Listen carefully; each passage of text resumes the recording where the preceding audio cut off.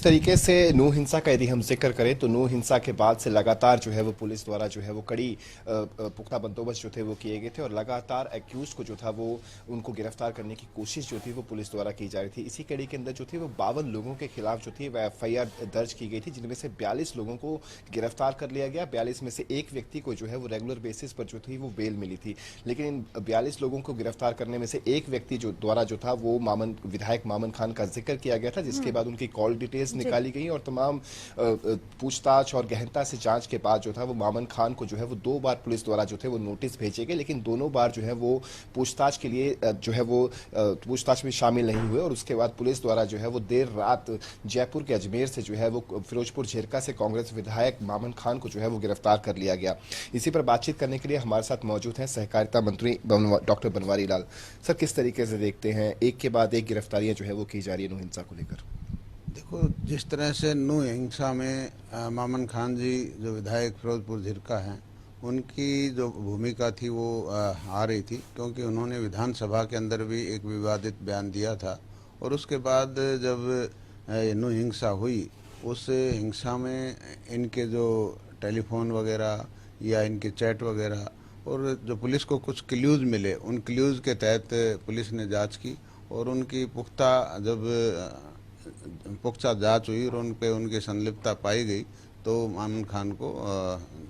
Arrest किया गया है। तो ये पुलिस ने जो कार्रवाई की कानून के तहत की है और आगे जो भी होगा कानून के तहत, जो भी आदमी इसमें दोषी है, नूह हिंसा में कोई भी आदमी दोषी है, उसके खिलाफ कार्रवाई की जाएगी। क्योंकि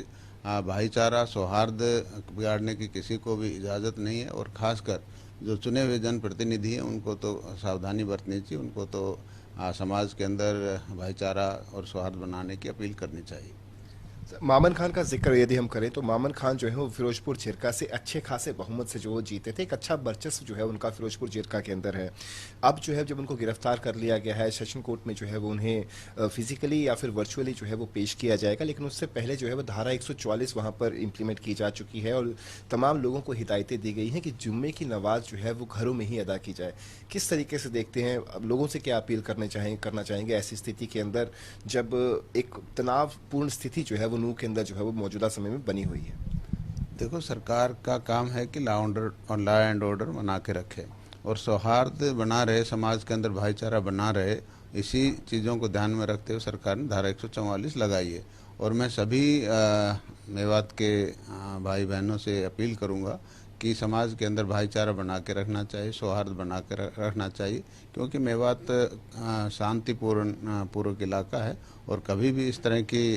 वारदात हमें देखने को नहीं मिली। ये कुछ जो शरारती तत्व लगा सकते हो, कुछ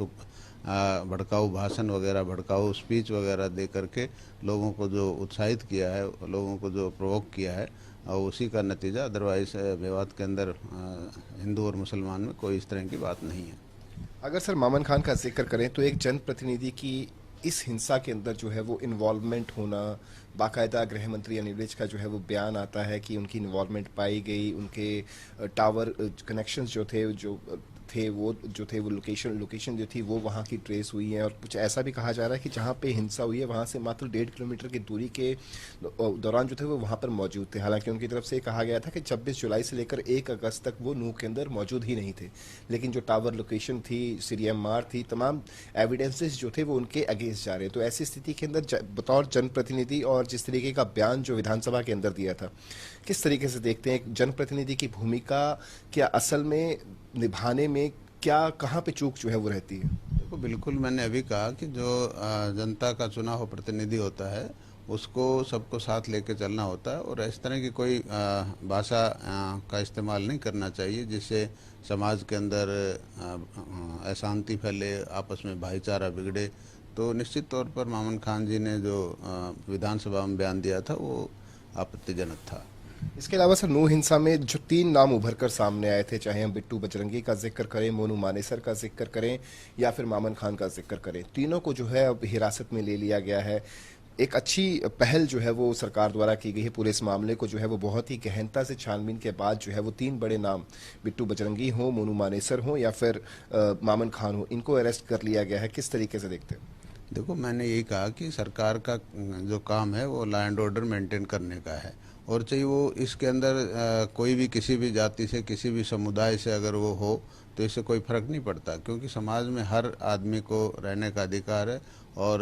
चाहे शरारती तत्व किसी भी समुदाय से या किसी भी जाति से संबंधित रखता हो, सरकार उस पर कार्रवाई करेगी और लॉ एंड ऑर्डर मेंटेन करने की पूरी कोशिश करेगी। अगर बीजेपी का जिक्र करें तो बीजेपी के बहुत से नेता और खुद बीजेपी के प्रदेश अध्यक्ष ओम प्रकाश धनखड़ जो है वो लगातार ये कहते हुए हैं कि नूह हिंसा के पीछे जो है वो कांग्रेस जो है वो एक षड्यंत्र की भूमिका जो है वो उन्होंने निभाई है। तो दूसरी ओर कांग्रेस का यदि हम जिक्र करें तो कांग्रेस जो है वो पहले दिन से ये कहती हुई आ रही है कि नूह हिंसा की पूरी जांच जो है वो हाईकोर्ट के सिटिंग जज से जो है वो करवाई जाए, ताकि एक निष्पक्ष तरीके से जो दूध का दूध और पानी का पानी जो है वो हो सके। कहाँ पे देखते हैं आखिरकार इस पूरी जांच को? देखो, जो भी अभी कार्रवाई हो रही है मामन खान जी के खिलाफ हो रही है या किसी दूसरे आदमियों के खिलाफ हो रही है, ये सब सबूत के बेस पर हो रही है। और पुलिस को जो जो जिसके खिलाफ कोई सबूत मिल रहे उसके हिसाब से कार्रवाई हो रही है। और कानून अभी तो कानून जो भी फैसला लेगी, वो दोषी है नहीं दोषी, वो कानून इसका फैसला करेगी। बहुत बहुत शुक्रिया। तो ये थे हमारे साथ सहकारिता मंत्री डॉक्टर बनवारी लाल, जिनका साफ तौर पे कहना है कि कानून जो है वो अपनी प्रक्रिया जो है वो पूरे तरीके से कर रहा है और जो जिस किसी की भी इन्वॉल्वमेंट पाई जाएगी, चाहे वो किसी भी धर्म का हो, किसी भी वर्ग का हो, उसके खिलाफ जो है वो सख्त सख्त कार्रवाई जो है वो अमल में लाई जाएगी, चाहे वो जनप्रतिनिधि हो या फिर आम आदमी हो, किसी को भी बख्शा जो है वो नहीं जाएगा।